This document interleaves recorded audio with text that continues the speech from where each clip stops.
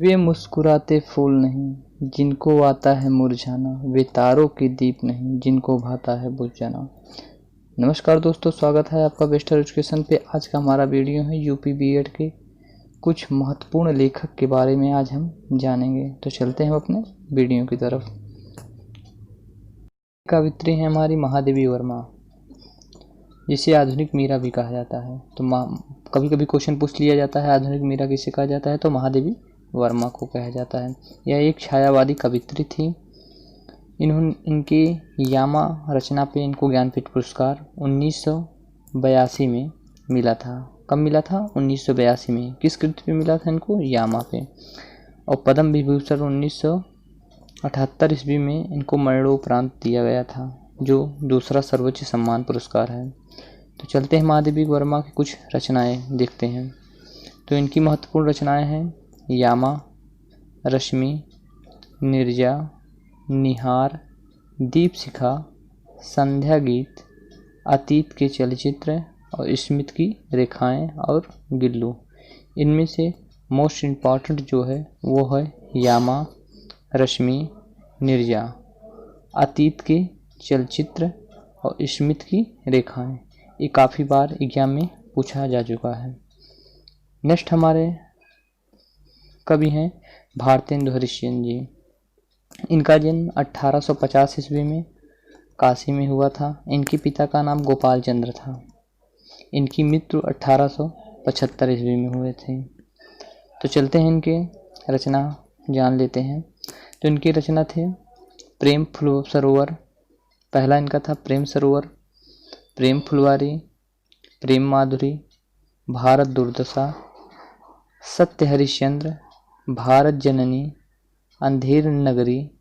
और इनकी 3 पत्रिका थी हरिश्चंद्र मैगनीज, हरिश्चंद्र चंद्रिका और कवि वचन सुधा।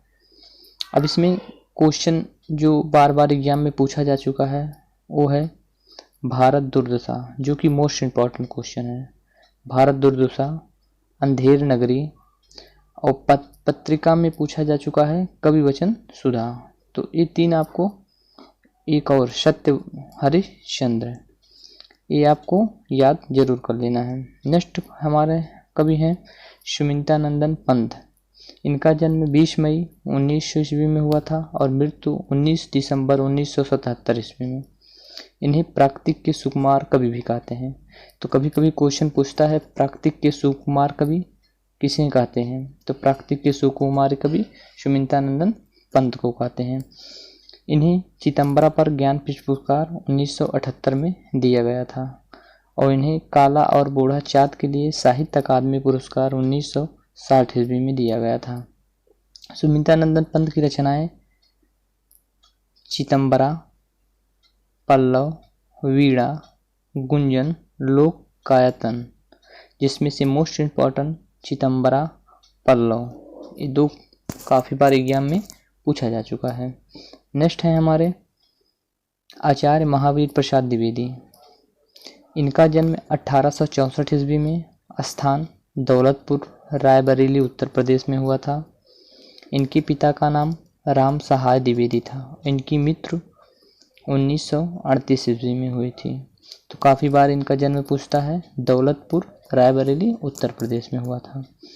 इनकी महत्वपूर्ण रचनाएं और पत्रिका हैं सरस्वती, मोस्ट इम्पॉर्टेंट सरस्वती पत्रिका इनका है। नाट्यशास्त्र, कालिदास और उनकी कविता, हिंदी भाषा की उत्पत्ति, ये इनकी रचनाएं हैं। नेक्स्ट हमारे कवि हैं आचार्य हजारी प्रसाद द्विवेदी। आचार्य हजारी प्रसाद द्विवेदी का जन्म 19 अगस्त 1907 ईस्वी में बलिया, उत्तर प्रदेश में हुआ था। इनके पिता का नाम पंडित अनमोल द्विवेदी था और इनकी मृत्यु 19 मई 1979 में हुआ था। इन्हें साहित्य अकादमी पुरस्कार 1973 में दिया गया था। इनकी महत्वपूर्ण निबंध और उपन्यास हैं। तो इनका महत्वपूर्ण अशोक के फूल कुटज निबंध है, बाणभट्ट की आत्मकथाएं, अनामदास का पोथा, ये उपन्यास है। जबकि अशोक के फूल काफ़ी बार एग्जाम में पूछा जा चुका है। इसमें बच्चे कंफ्यूज हो जाते हैं कि अच्छा उसमें 2 ऑप्शन दे देता है, एक हजारी प्रसाद द्विवेदी, दूसरा महावीर प्रसाद द्विवेदी। तो काफ़ी बच्चे महावीर प्रसाद द्विवेदी मार देते हैं, लेकिन अशोक के फूल के निबंधकार कौन है? हजारी प्रसाद द्विवेदी। नेक्स्ट है हमारे सूर्यकांत त्रिपाठी निराला।